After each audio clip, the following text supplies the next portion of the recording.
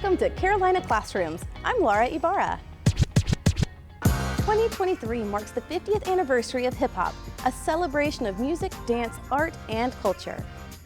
Hip-hop isn't just a music, it's a culture. When we talk about a culture, it's not just the music you listen to. Hip-hop is based on 4 principles. You have the emceeing, which is the poetry and the rapping. You have DJing, which is, playing 2 records together or rocking a party, the music aspect. You have b-boying, which is the dance element that comes out of that. Then you have graffiti, you have art culture that comes out of that.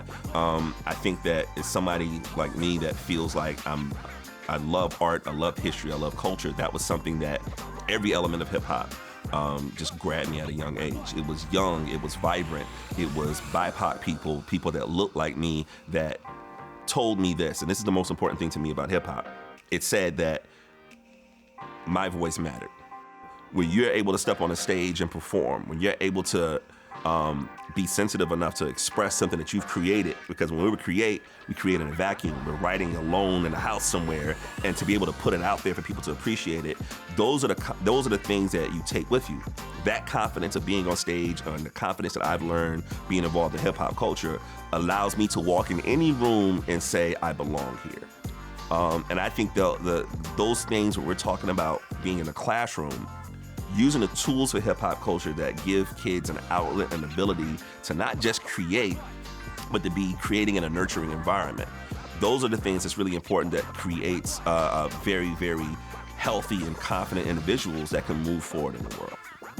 Ashley Evans teaches dance at Irmo Middle School. She encourages her students to express their creativity through movement.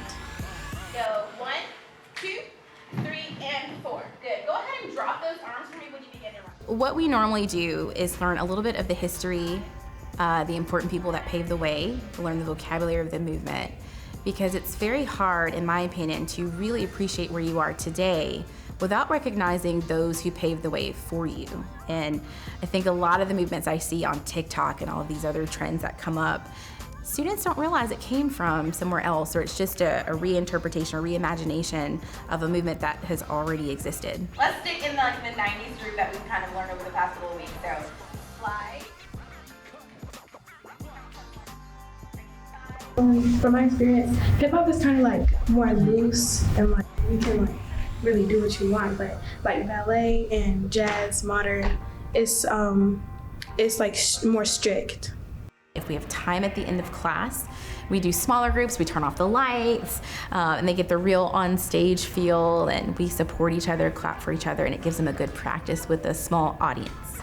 And then they get the chance to create choreography. So one of the groups you saw created that movement. Each of the smaller groups created that movement. That wasn't Miss Evans, that was them.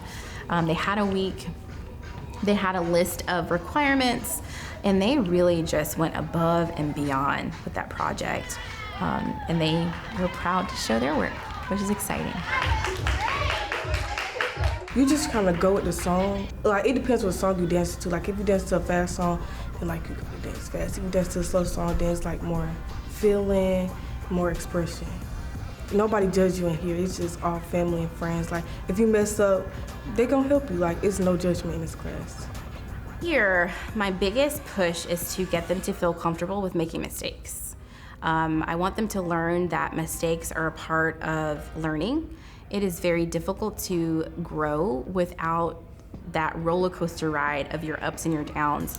And you also get this appreciation of seeing, wow, this is where I started and this is how far I've grown in this amount of time. And so trying to figure out how to build relationships and get students to trust themselves and be confident in what they are doing and the choices they're making, and to be okay with making mistakes and just learning and growing from them, that is really my foundation here. Is because once I get students to get in that zone, that I am great with who I am and where I am, and I will get where I want to be if I just take those baby steps and set goals and get where I want to be. I'll get there eventually. It doesn't have to be today or tomorrow. I will get there. If I can get them to have that growth mindset, I can teach them anything. But some of the most talented kids are so shy and afraid of being judged, especially in this world of social media. They're afraid to make a mistake because somebody's gonna record it and put it up somewhere. If I can't get that wall knocked down first, I can't really get through to them as a teacher. So that's really how I get them to do all of that. It's just, this is a family environment. We're gonna work on building a family first, and then we can really fly. Just be yourself, and if you need help, ask Miss Evans or like ask one of the students or something like that. Just be yourself. Don't worry about like what anyone else has to say. Just like Miss Evans said, dance like no one's watching. Sometimes considered controversial based on perceptions around language use, hip-hop is also recognized as contemporary poetry. In fact, in 2018, rapper Kendrick Lamar was awarded a Pulitzer Prize, creating poetry that captures the complexity of modern African American life. The lyrics that bring these stories to life amplify youth and underrepresented voices and often highlight rhetorical genius. We were just telling our story, and we somehow thought our story would not get heard if we didn't say it. And then we found ways to be very extreme in the way we said it. And that came with a lot of creativity. So it was definitely more about taking the chance to share some sides of myself via the written word, and then I think the creativity kicked in at some point, and I was trying to figure out how many different ways I could say it, or how could I affect people, and that's when I began to realize it was art. It was for me, but other people were able to connect with it because they had similar stories. Finding people that look like you is really important. And so when I was growing up, I would grow up on a Shakespeare, but I would put James Baldwin in a category of the things that James Baldwin has written is probably more powerful to me. And you've had professors nationwide being able to show those parallels. You know, there were classes called From Shakespeare to Tupac. And I think that those are the important things of being able to not just show kids, hey, here's a genre of music that you're listening to, but the historical reference, right? So when you're able to show children, here's a parallel, here's how you tie those things together. You know, if you're looking at anybody from a Rothko, I would also pull out a Basquiat, you know, and you can show that here's how those connections come together from art. Representation matters not just for the obvious reasons of seeing someone that looks like me doing something that I might want to do or something that I didn't think I was able to do. Representation matters because it tells you that you are accounted for. It tells you that you're important enough for me to put on a screen, for me to put in a book, for me to tell your story. A lot of kids and adults in that matter, because I don't think it leaves you when you grow up. Isolation is a very terrible place to be. And a lot of things that, you know, developmental things that children need, self-esteem, being able to communicate with others, being able to blossom, you can't do that when you're worried about, am I being seen or heard, or feeling like your voice doesn't matter. Even though it may not tickle your fancy with the audio or how it sounds, I think in the lyrics are tucked the messages that if they're resonating with youth, it's a good place to start in terms of figuring out what they may be feeling inside that they can't articulate. The only rule of hip hop is you have to be who you say you are. Your lyrics in hip hop, from the start, it was kind of like, you know, I'm from Blase Blah Street. I grew up with these guys. I get a soda pop over there, you know, like, and that grew into, you know, I'm getting $10,000 a show. I got the biggest gold chain. To, you know, more introspective, the Tupacs and the Scarface. Hey man, I love my mom. She was there when nobody was there for me. Or this is a tough time seeing my best friend go through a jail sentence. So I think to be a part at the time I joined hip hop or became fully immersed, authenticity was all you really had, you know? So I think in all of my other endeavors as I've gotten older, it's about the only way I can show up, you know, and I have hip hop to thank for that because hip hop would not allow me to show up any other way, you know. I had to come as myself, the good and the bad. I'm hoping all teachers of any format can be authentic. I think it's the only way people really really can welcome what you have to say. You know, if there's any, especially with kids nowadays, they are tuned in, man. If there's anything that you're hiding, and the fact that they can find it in a heartbeat anyway, it's like they appreciate, you know, hey. Dr. Toby Jenkins, Professor of Higher Education and Associate Provost for Faculty Development for the University of South Carolina, is the author of The Hip Hop Mindset, a series of interviews with educators embracing hip hop culture. Hi, I'm Toby Jenkins, Professor of Higher Education at the University of South Carolina. One of the ways that scholars and educators across the globe are celebrating the 50th anniversary of the birth of hip hop is through documenting and reflecting on the culture's influence on American life. I'm also the director of the Museum of Education, where I've curated an exhibit looking at the influence of hip hop on the field of education over the past 50 years. That exhibit will be on display and open to the public through December. I've also written a book that was recently published called The Hip Hop Mindset, Success Strategies for Educators and Other Professionals. In the book, I'm looking at hip hop beyond the art form, beyond the music, beyond the dance, even beyond the graffiti art. I'm looking at how the culture influences the way that we think, our belief systems, the way that we approach life, and more importantly, how we approach work. I spent time having conversations with educators across the country and on their use of hip hop in their professional practice. And these are educators who have had incredible success in their careers, but they have also specifically point to hip hop as one of the reasons for that success. I am so excited today to have two of those educators that are highlighted in the book with us. We have Dr. Tony Keith Jr., who is, yes. Tony is the CEO and Executive Director of Emcee Academy in Washington, D.C. We also have Dr. Leigh Endsley, yes, who is Associate Professor of Africana Studies at John Jay College of Criminal Justice in New York. And finally, we have with us Vivian Anderson. Vivian is an internationally recognized community-based educator who is based out right here in Columbia. She is the CEO and Executive Director of Every Black Girl. Yes. Thank you. It's the 50th anniversary of the birth of hip hop culture.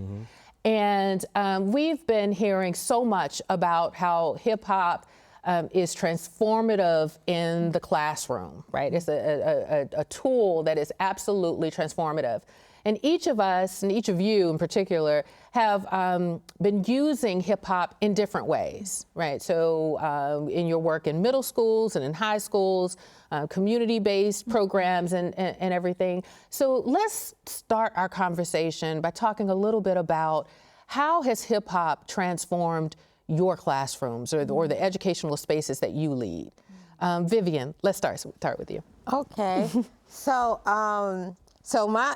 me in education was not traditional, like right. Professor and doctor, right? I volunteered at an African-centered charter school in Detroit, and because of how I was interacting with one of the girls that nobody could reach, all of a sudden I was teaching the next year. Don't ask me how. Okay. They brought me in, and I'm like, okay, so nobody's taught me how to teach. Right. So how do I teach somebody how to read, or how do I teach somebody how to do things? And hip hop was my thing, and that was the only way. So I was using songs, having them take lyrics from songs they know in hip hop to like start teaching them how to read. I remember math. I'm not good at math, but we took Y'all Gonna Make Me Lose My Mind, DMX, and we turned, you gonna make me do some math up in here, and all those, and that's how I got the elementary, and you know, that's mid-90s, right? And then when I was in New York, I was working for the YMCA, and that was at the time when they were creating suspension sites in alternative schools when kids were suspended, but we had to have them somewhere.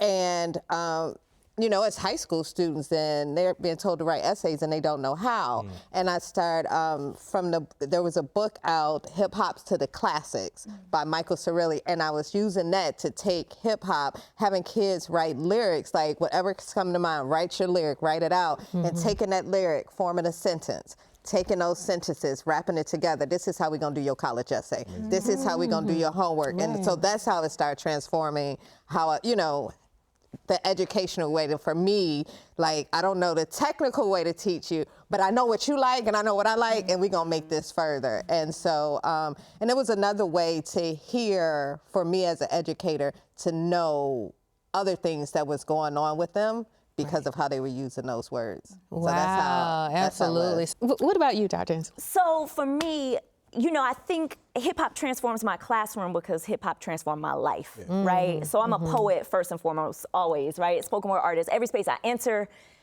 first as a poet. And when I think about what the most excellent teachers I know, whether it's a college classroom or one of my community workshops, anywhere around the world, when we speak different languages, you know, sometimes I'm working with global girls in communities where we don't even speak the same language.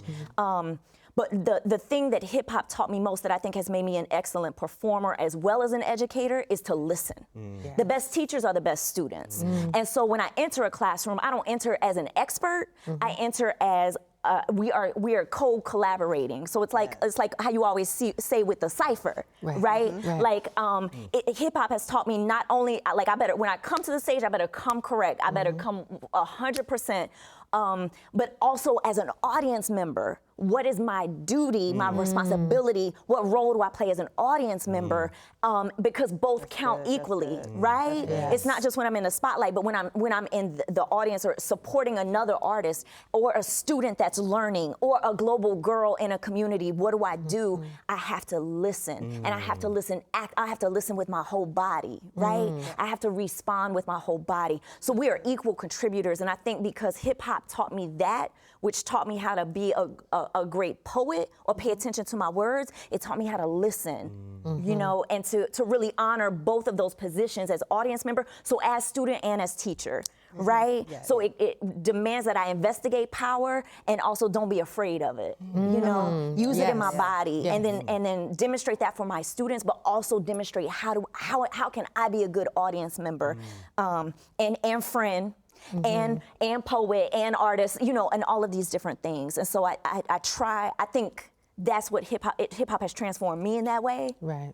And so it transforms everything that I do because I have to approach it as we're co-collaborating on anything that we do. Right.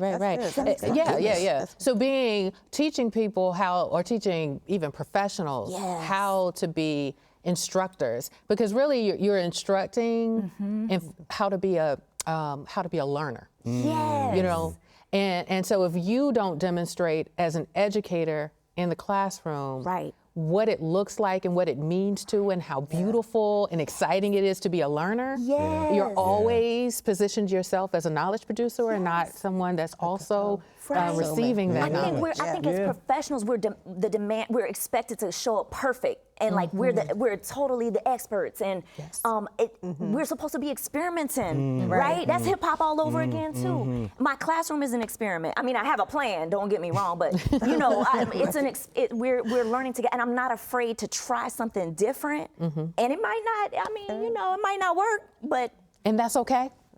That's okay, because it's about being free, free. Tony.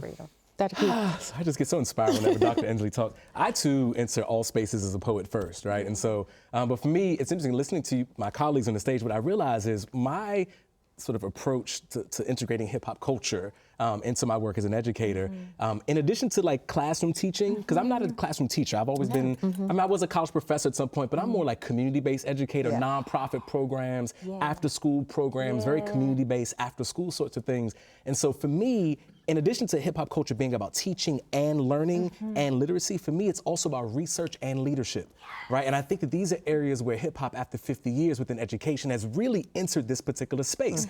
I'm happy to say this. I'm 42 years old. Hip hop is 50. I don't know a world. Thank you. I don't know a world without hip hop in it. Most of us don't know a world without hip hop in it. And all I kept thinking about, especially when I was like in a doctoral program, I was studying this stuff. It's like every single leadership theory I'm reading about people in education, none of them mention anything about poets or spoken word artists or hip hop was not talked about as a leadership practice in education. And so for me, the way that I look at this is like philosophically, hip hop is that thing in education for like a teacher to move a classroom. right? Or for like a leader to like move a community. But that idea of being an MC, right? A mover of the crowd, right? Without a microphone, right? You have a microphone in your classroom, right? But I look at it like leadership is sort of like when there's a community of folks who I care about, we've got to share this. How can I move this crowd? But for me, I ain't a DJ, I'm not a break dancer, I'm not a graffiti, I'm a poet, spoken word artist all day, right? So for me, I look at it, how can I move this crowd in education with leadership using my rhythmic spoken words, right? And so for me, I pull up to schools, right? Colleges, universities, museums, will take over for a day with my team of people at the academy, and we do a lot of like deep student engagement related work, but it's all rooted in this philosophy that hip hop is a form of leadership, right? Yeah. Right. And that's really what the core principle that I was exploring in this book, right, is about hip hop as a leadership practice, and a leadership practice that's not just for students, but for everyone. That educators, that administrative leaders, community-based leaders, business professionals, healthcare, whatever realm that you work in. That there's some ethics, some values, some principles that we can all learn from hip hop, right? Because hip hop influences more than just classrooms and lesson plans. It influences people, right? So let's talk about that. Let's talk about how it. Look, I'm about to. So, and we'll continue, Tony, with you. Let's talk about how has hip hop culture influenced the way you move in the world. Okay, so 80s baby. Right, and I remember growing up listening. First of all, I'll start with, I remember just growing up listening to hip hop music in my house, right? We talk about hip hop and culture. I just remember very much listening to hip hop music. My mother has a record player. I grew up listening to LL Cool J and Queen Latifah, so I grew up at least on hip hop music. However, as an adult, I understand, I was growing up with hip hop culture's music because I was, the cultures, I'm thinking like, I was also like wearing baggy jeans, right? And I wanted my Timberland boots and my fitted hat, but there was sort of the way that folks within hip hop culture were dressing, right? It felt like there was an identity that got attached to that, right? And so for me, like hip hop, like the way that it became a part of my identity. And as I said before, I don't know a world without hip hop in it, right? And so anyway, so there's that. So I think there's something about showing up as your most authentic self in those spaces is what hip hop taught me how to do, right? When I am able to get up on the stage and spit all my poems and the audience react, and that builds confidence, that confidence shows up in my teaching. That confidence shows up in my leadership. That confidence shows up when I'm in a board meeting with a president of a university in my jeans and my sneakers. Right? I think I even say in your book, like, are we gonna talk about the slacks that I'm wearing, or are we gonna talk about the policies we need to address? Right? Like, what conversation do you want to have? What conversation you want to have? Right? And the hip hop, I'm gonna check you. You know, Sorry, for me, you know, I'm thinking about this. I'm thinking about how I grew up, and I grew up in the church. We didn't listen to secular music in the house. We weren't allowed to, right? And for me, when I think about what hip hop taught me, because you can't. It's more than just the music, right? But I think about the most creative, or you know, I love Missy Elliott. I'm gonna shout Missy Elliott out. But the creativity that was there was something that was nurtured in my household. And I think when I learned about the 4 elements of hip hop, and then I learned about the knowledge of self, the 5th element of hip hop, which is that spiritual component. I recognize it's something I've been doing all along. That's the thing. Right, and it was the spoken word, it was the poetry, it was the performance that I identified with, right? I couldn't afford the brand names, right? But it was something about the energy, right? And the boldness and the fearlessness that resonated with me so deeply in these artists that I would see. And so for me, realizing once I finally put language around, like, oh, this is the 5th element of hip hop, knowledge of self. How I know myself helps me move in the world. In every space I enter, then I can enter boldly, unashamed, unapologetic, ready to serve and help somebody, right? And that's the creativity, that's the fun and the funkiness. I could bring all of that everywhere I went because it was coming whether I acknowledged it or not, you know? So to know yourself is to know the universe and to know God. And when I realized that was the space I had been occupying and just didn't have the language for until I learned about the 5th element of hip hop. It shifted everything for me. Because Dr. E, one of the things that you've said is that that hip hop showed you that it was okay to be a lot. Right? And I think that's such an important statement because we often feel that way about some students. Right. You know, we could just like, they're a lot. They're a lot. Like, we're always trying to, You know who in the building today. Right, right. To not get students to be, but understanding that it is okay to be a lot. That if that's your personality, it's okay. And if the teacher, the instructor, the educator, the facilitator recognizes that it's okay for them to be a lot, then it's okay for the students in your room to also be a lot. Yes, it's okay, but it's the freedom. The freedom. The freedom of modeling that, right? And then seeing a reflection, because I saw a reflection of myself in those artists in a way that I was told or raised or socialized not to, I couldn't do that. I couldn't take up that space. I better be quiet. There's danger in speaking up. And so to be able to be bold, because I saw it modeled this way, and to enjoy it. We're allowed to have fun. I'm having fun with y'all today. Right. Just be yourself. To just be yourself. And then guess what? When you relax enough to just be yourself, it's amazing how open you are to learning. Exactly. Right. Any other? Yeah, go ahead. Yeah, I don't got them deep. That's okay. That sounds like, because we can tag team. Because I'm like, I'm about to go to a place. Dissertations, right? Because I knew a life before hip hop, right? I came in with hip hop. Right. I'm over 50. So, I don't believe it. You're like, I have memory. Show me the receipts. But how did it help me move into the world, right? That question is sitting with me because at a time, I grew up in Detroit, right? And so at a time where, especially as you're in school, you're told to be in one place or do, like, if you this, you have to be over here. If you this, you have to be over here. Hip hop was the only place where it's like, get in where you fit in, for real, and not like as an aftermath. It was like, well, I kind of write. Okay, so you write. Well, I like to be on the mic, and so we all. So it felt like there was no competition, and we weren't forced. Like, okay, they the breakers, and we all played our position and created community. That was another thing. That was the place where I found some community, and that's a place where it helped me navigate through the world because it became like one of your pieces starts. It's like it was the piece where all that was happening.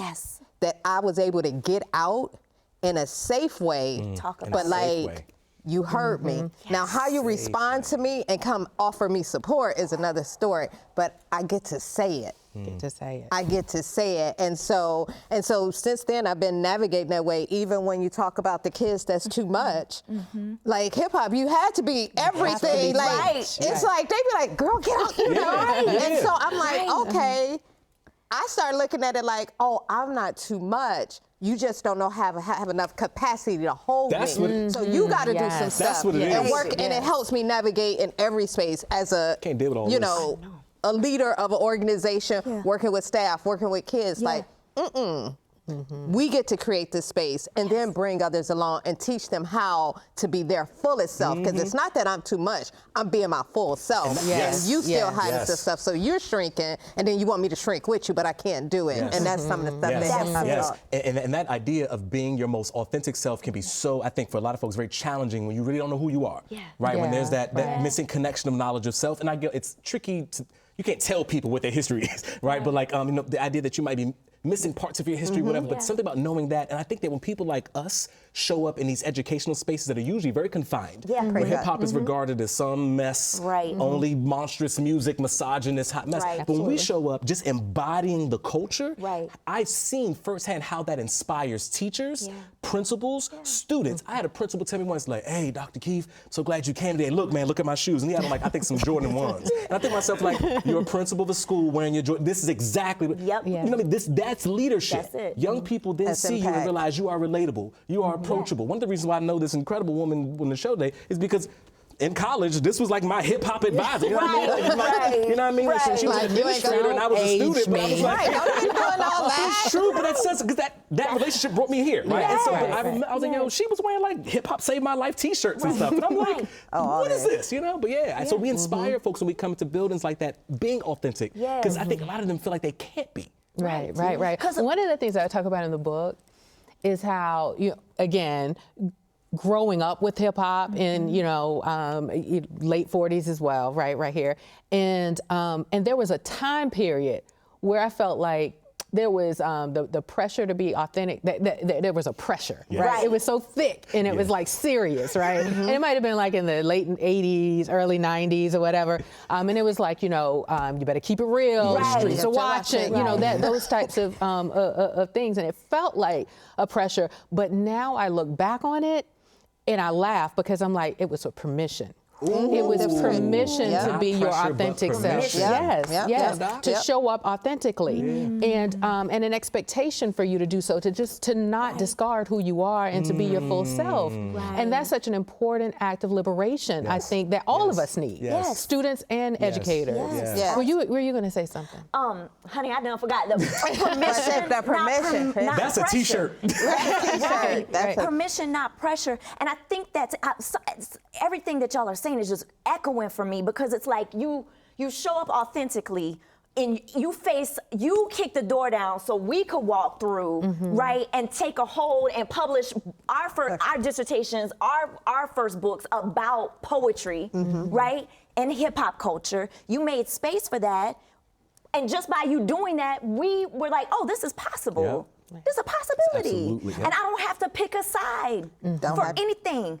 I don't have to be confined or restricted to just because this is the mainstream narrative. This is what they tell me. Oh, people like you are supposed to do this, this, and this. I don't have to perform it that way. Right. So it expands possibilities. We talk all the time about it being a culture of welcome. Like whatever you can contribute is welcomed.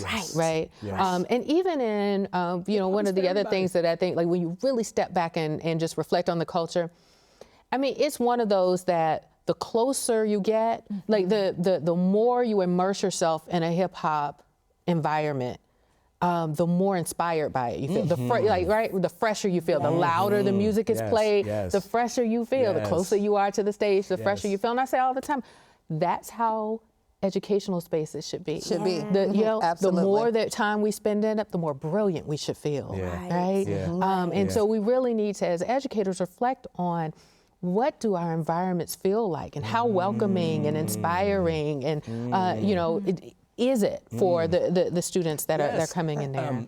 You are speaking about conditions, right, for learning and engagement within educational space, the conditions in which people are learning and engaging and teaching. And I'm thinking right now about many years ago, I ran a college prep program for kids in DC high schools. And it was a summer program primarily, and the short story is these kids, it was about 45 of them every summer. They would commute from different parts of Washington, D.C. to this church that I was working out of, believe it or not. And they would come there at 8 o'clock in the morning, every day like clockwork in the summer, right? And these students would say, Mr. Keith, I hate school, but I like coming to this thing you got going on. And understand now, but like there was something about the conditions in this educational environment that I had some control over. I could bring all the hip hop and the poetry and be my authentic self, as opposed to like a particular school setting that might be a little bit more rigid. And so that idea about like hip hop as a place where conditions can become inspiring for students to learn, that's a nugget. That's a golden nugget right there. Go ahead. No, go ahead. No, go ahead. Come on, scissors. No, because, okay. Thank you, Lord. One of the things also that I'm hearing as y'all talk is that one of the core things that hip hop did, and we can tap, I don't want to tap around it, so I'm going to just go. Hip hop was one of the first to say, let's talk about race. Let's talk about the conditions that's creating the things that we're seeing. Hip hop gave us space. And so when you have students that say, I can't do school because I'm confining you, I can't let you be your authentic self, I can't let you know the truth about yourself, I can't have you do that because you won't be this thing that we're trying to tame. Hip hop and having those kind of spoken word spaces, those hip hop spaces, kids are like, no, I understand. And so when you see the activism that came out of hip hop, and that's another way it shaped me, like it's because of like how I've moved in hip hop where I can actually watch a video and be like, no, we supposed to go down there. I'm supposed to be in the community. It's about the community. Hip hop was and so it's doing all those things. Why I'm here, right? Literally why I'm here. And it was like, keeping it real. Don't just talk about it, be about it. Where are your receipts, right? So with somebody, but it's one of the things you said something, I think what came, and I'm gonna be using this, is that hip had a way of calling us forth. Not about when you say that authenticity, it called you forth, and it wouldn't allow you. If you really think about it, it was the only place that really said, you ain't gonna be your lower self. Yes. Not in running this. Yeah. Other spaces would be like, okay, well, just sit there quiet. Mediocrity is okay. fine. Mediocrity is fine. Hip hop was like, bring it on. Yes. Right. Yes. Yes. All I want the day, smoke. every day. Yes. All of it. All of Yes. it. Yep. All Yes. of it. And we gonna keep.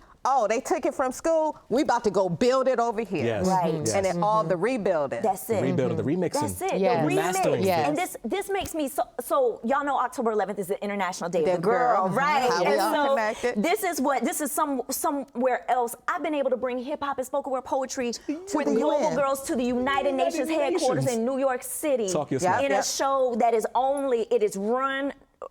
Written and performed and shared by global girls. Yep. Yes. High school, I'm talking age 18 and under. Hip hop did that. Yeah. Hip hop did that. Yeah. I've been in spaces, I've been in communities in Hawassa, Ethiopia, in Soweto, South Africa, where girls are facing the types of circumstances here in the United States we can't even imagine. Yeah. Can't even imagine. You know what allows them to speak up and show up and have some joy? It's hip hop. Yes. It's hip hop, and that creates that space. And so this is now the 10th annual Girls Speak Out program coming up on October the 10th, 2023 at the UN. Yes. Come on, girls. But you know what I'm saying? And y'all have brought girls up, Yes. up to the United Nations From Columbia. From Columbia, South Carolina. Yeah. They came up. I came down, did a work. I mean, it's the whole exchange, right? I came down, did a workshop. They came up and were hearing their words performed at the seat of global power. Yeah. In the United Nations, in the big conference chamber where decisions and policy gets made. Black girls in South Carolina's poetry getting called and responded to in an audience full of 500 other girls and live streamed. Yes. That's hip hop. And that's hip hop. That's hip hop. And that's hip hop because it says, okay, you recognize the conditions are raggedy. Yep. You know they've tried to mute you. They've said, you can only be this. We're going to limit you with this. You don't have these resources. And the power of that that's what spoken word does. Hip hop says, you're making something out of what you got. Yeah. And what you got is enough. Absolutely. Emotional safety. You need to cry. You need to scream. You need to yell, laugh, whatever you need to do. Emotional safety. Do it. Good words. Yeah. Do it. But I'm so glad you moved into spoken word, because I think that's a realm of hip hop that all of us share a love for, right? We've all engaged spoken word in some way. The two of you are internationally recognized spoken word artists, right? You've been all over the world performing. I love that, right? And then even as educators or arts administrators or curators, right? Cultural curators, we created space. Spoken word spaces at schools and universities across the country. Traveled to schools and universities doing spoken word, whatever. So let's talk first about just what exactly is spoken word and how is that different from rapping? Well, You want me to? Oh, you got it. Go. Toby, I think I can show you better than I can tell you. Okay. Is that all right? Okay. We're gonna get a little Let's go. You want to hear it? Here it goes. I never wanted to write poetry. I only wanted to manage my pain. Stuff my hurt into the curves of letters, consonants that beat like fists to make us all feel better. We've been strategically positioned for failure, so they're surprised when we succeed. Be careful not to confuse humility with defeat. Don't make judgments based on what you see. Still water, still run deep, so you best to sit still if you got shaky feet. You best to keep quiet if you're not sure what to speak, but your silence won't protect you and it will not set you free. As for me, I'm one of Chief Thundercloud Che Guevara, Harriet Tubman's daughter, so I feel right at home with my Carolina classroom supporters. And if God be for us, that makes us unstoppable. If it looks impossible, if it sounds illogical, that keeps things exciting. We don't blink at obstacles. We don't shrink at threats. We don't rescind our statements. We don't expect you to understand if your vision ain't there yet. And yes, times do get hard. I still hit my knees, call out to Almighty God. He told me, girl, get up, get dressed, Put your good shoes on because the war is not over. You gotta love all of my people no matter where they are, from that freestyle cipher on the corner to the rising academic superstar. Use your words to remind them who they are, and like soft velvet gloves over brass knuckles, baby, we hit hard. Surprise, we go far across the spectrum of a lyrical refrain. Honey, this is what you get when you mix Cornel West with Lil Wayne. Malcolm X meets Queen Elizabeth's reign. The House of Representatives meets the House of Pain. The Shaolin Temple and the clan of Wu-Tang. I do my thing. I am one half master, one half runaway slave. I am Pecos Bill Paul Bunyan meets Apache Indian brave. I will scalp you just to get to your brain, so if there is a flesh wound and you find yourself in pain, I'm Professor X, or you could just call me the doctor. I am Lena Horne meets Lady Gaga. We go further, we hit harder. I am Carmen Electra mixed with Patricia Hill Collins, the highest of heaven swinging low to the earth. The boy from the mobile home trailer park met a girl buying high fashion. I was the accident that happened. In other words, I was what got birthed. Things got noisy like the Titans was clashing. Bobo Hildred Rasta meets heavy metal thrasher. A beautiful disaster. They work hard, we work faster. I'm your favorite video vixen and your favorite TV preacher. I am both, yet I am neither. I'm Crystal Leigh. It's nice to meet ya. Y'all keep that applause going. We gonna bring up Dr. Toby Jenkins Jr. I think I'm still running on your energy. There we go. Yeah, thank you, thank you. You can save someone from drowning. And my daddy's a minister, and he says, son, if your sermon is good, you can save someone's soul. Well, I've never really been the type of person to ask for help, but if I needed some saving today, trust me, you all would know. But I won't be sending out an SOS message or interrupting your regularly scheduled programs. I won't be sending you an email, a text message, or putting anything on Facebook, TikTok, Snapchat, or Instagram, but instead you'll find me on a stage, usually with a piece of paper in my left and a pen in my right hand, my mouth to be wide open and a vein poking out of my neck, my eyes to be shut tight as I focus on every single breath. Just to make sure that my lungs have enough capacity to create words that can defy the laws of gravity and swirl into a vortex of knowledge, causing supernatural catastrophes. And while this poem ain't no tragedy, there just might be some casualties if you're not prepared to battle me. But if you're feeling froggy today, then you all can jump.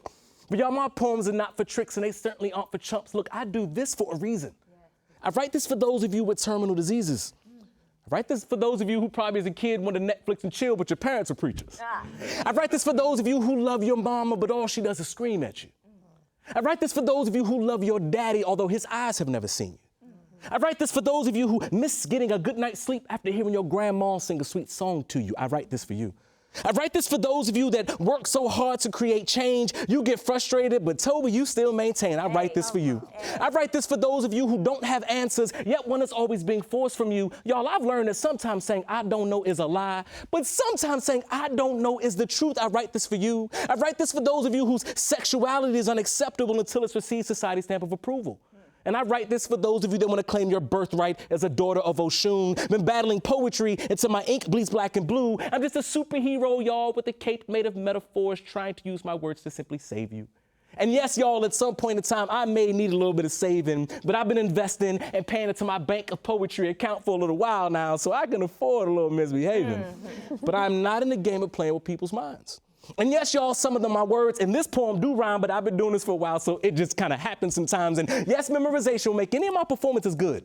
But if I had him here, I would pick up all my books to read my messages and make sure that none of my words get misunderstood. Like I told y'all before, I do this for a reason. And this gift, it is not temporary. It does not change with the seasons. That means I can spit fire while the sky is hot, or I can cool it down while the water is freezing. And if words having power isn't something that you all believe in, then I will spit on my fingertips, reach out my palm and turn this studio into an altar call, and I'll start saving all of you heathens. Because you see, I care about your futures. I care about your destinies. I care about your legacies. And I want y'all to know my name. I want y'all to look up in the sky and say this with me. Is that a bird? Is that a bird? Yes. Is that a plane? Is that a plane? I reach out screaming, no, it is poetry. And I am a poet, a social agent of change, piecing letters to words and words to sentences and sentences to sounds. I can leap over metaphors in one single bound. I am powerful enough to spark protests for equality in ghetto communities. Talk slicker than politicians that create policies that grant rich people immunities. Y'all, I didn't choose to be saved by poetry. Poetry chose me. Dr. E, poetry crept up inside my mama's womb and poetry started tickling me. I've been speaking in these rhythmic patterns since I was in grade 3. I'm gonna continue till I'm through, so who am I? This Dr. Tony Keefe Jr., a simple superhero with a cape made of metaphors, trying to use my words to simply save you. That's wrong.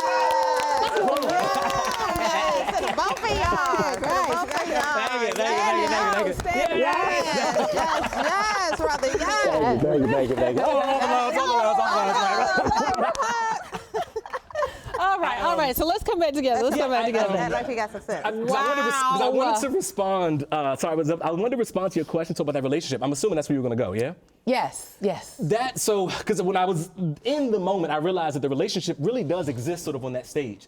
Hip hop, there's this thing called a cipher within hip hop, right? Yep. You form a circle, there's an energy that's created, and people are inside back in the day, they're breakdancing, whatever. But like what happens with hip hop, there's a spirit that takes place in this little cipher moment where rhythmic words happen. And so the relationship happens at the poetry, right? So when you think about rap music, you take the instrumentals out of that. It's poems structured on the page, right? Some of my favorite hip hop artists are poets. Tupac Shakur, Queen Latifah, Nas, many started off, even Kanye West, Lauryn Hill started off writing poetry. That is that relationship. Spoken word is the performance of that poetry, right? Now, there's also another lens that I put on spoken word too, which is why I wanted to say that, is because I also put it in the context of hip hop being culture created by black folks, enslaved people, right? Not all black people, let me rephrase that. Hip hop being something created from African people, right?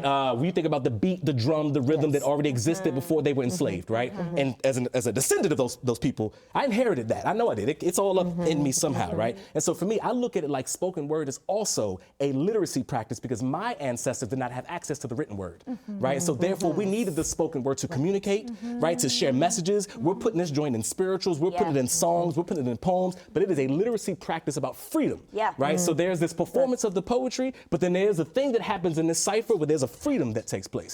That's a hip hop. Yes. Why do y'all think, because I'm looking at it now, I mean, the performances and thinking about kind of what you're sharing with the historical context of it all, right? I'm looking at all of you who I've worked with in so many different ways over the course of decades, right? We've been doing this for decades. That's true. That's why.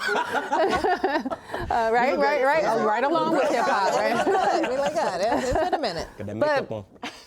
It's still, particularly when we talk about spoken word, it's still something that it's an art form that's still highly engaged, right? Across all generations, like multiple generations, all levels of education, whether they're college students to elementary school students. You know what I'm saying? You can get all of them. Everybody can win. Everybody can engage and are still interested in it, right? They're still interested in it.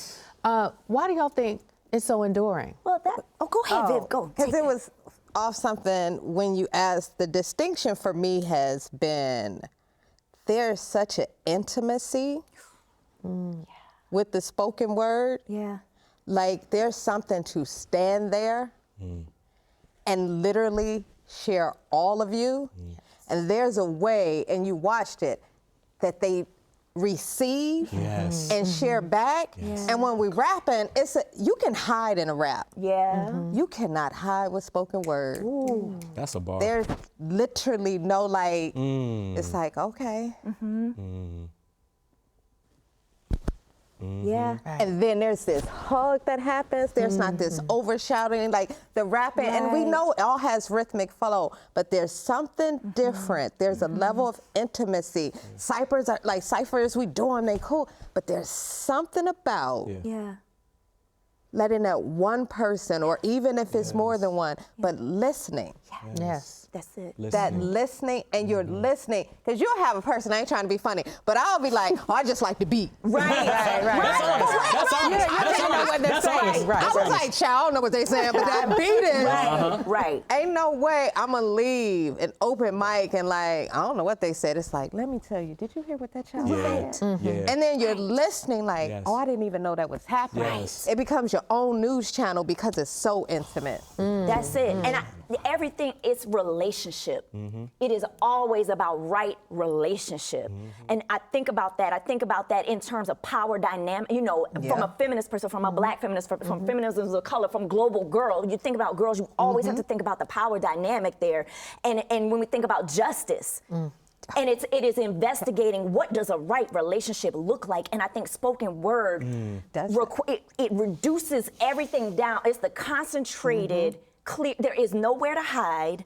You are in the audience, you are accountable immediately for what happens on that stage. And not just what happens on that stage, what you gonna do about it. What you gonna do about it, yeah. What are you gonna do with this? And you can't say, oh, I didn't catch that, or oh, I didn't understand, or oh, I didn't know. Because it is a physical, it's your body, it's your spirit, and it's your mind, all at one time. And that relationship, I think it's most powerful, and the people who have experienced that, they walk away. My students who, I'm so nervous, I'm not a poet, they perform for the first time in the classroom. They see themselves differently because they see something reflected in that audience that they haven't seen reflected in their own mirror. So it's my relationship with you, it goes back to Fifth Element. My relationship with you through spoken word shifts my relationship with myself. I learn more who I am, and I learn more who you are. And then we learn what this world is and how, are we gonna change it? Are we gonna change it? That's you said learning. I couldn't help but to throw in this moment, this idea of like ways of knowing, because I'm even thinking about like just hip hop ways of knowing. Shout out to your mindset. Yes. But like, you know, because I always tell people, I'm not a rapper. I have rap, but that's just not my jam. And I realized something in terms of ways of knowing. I think about this in terms of spoken word, poetry, and rap. Because with rap, it's poetry spoken over a time beat, and it must rhyme. Right? And usually it's linked in bars. Like there's a very limited, it's sort of like not regulated, there's structure. Spoken word is a little bit more like, I could be as free or as flexible as I can. And I realize that I'm like, I hear words before I hear melodies.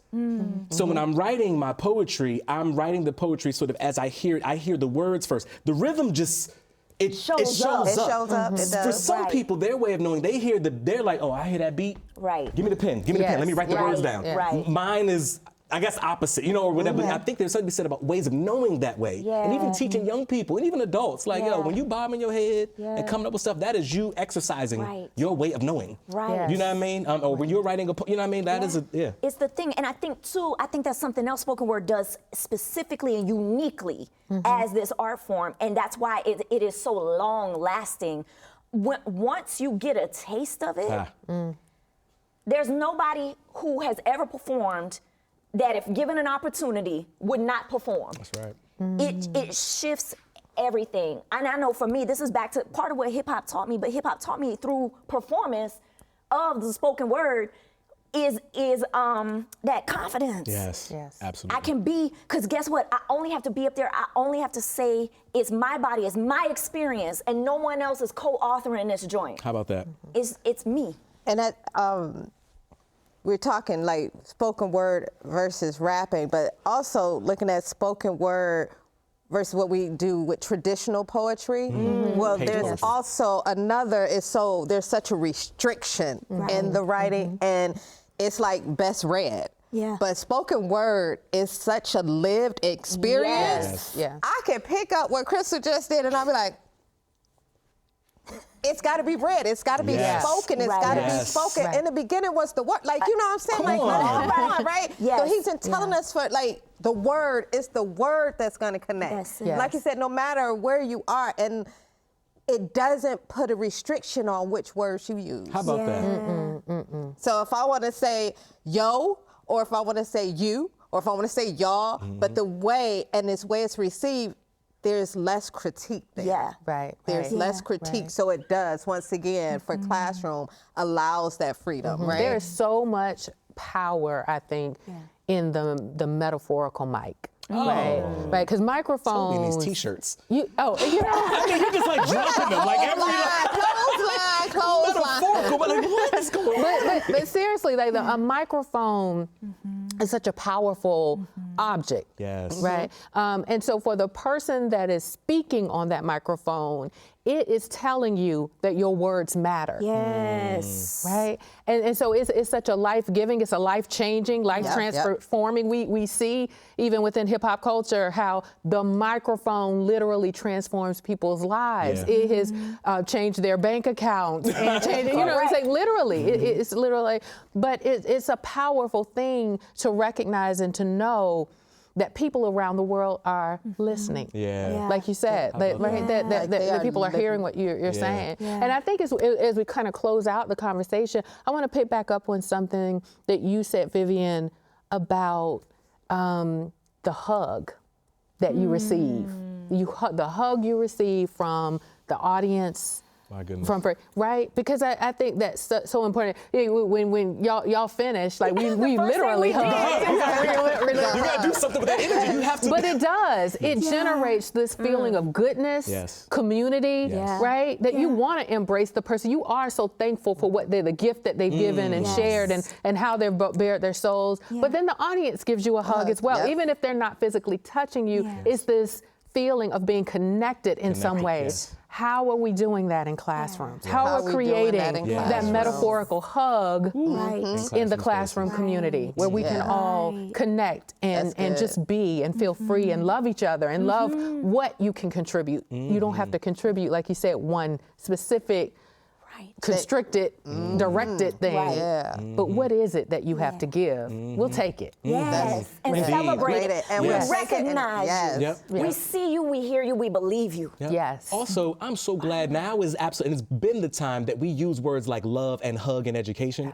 I just want to say that I'm so glad that this is happening because those multiple words like that are usually sort of like, either disregarded, but I'm like, no, I love my students. I hug them, you know what I mean, within the appropriate, you know what I mean? So we need to talk about love as a condition for learning. You know what I mean? Like, how can you create an atmosphere where people and even your own self feels loved? You know, like Yes. Well, I love y'all. I love you. Thank you so much, y'all. Thank you for this wonderful conversation. Thank you. Thank you. So thank you all for joining me in this conversation. And we hope that you do what you can, not just in 2023 to celebrate hip hop culture, but continue to engage it, learn about it, embrace it, discover it. Pick up a copy of the Hip Hop Mindset and learn more about it in 2023 and beyond.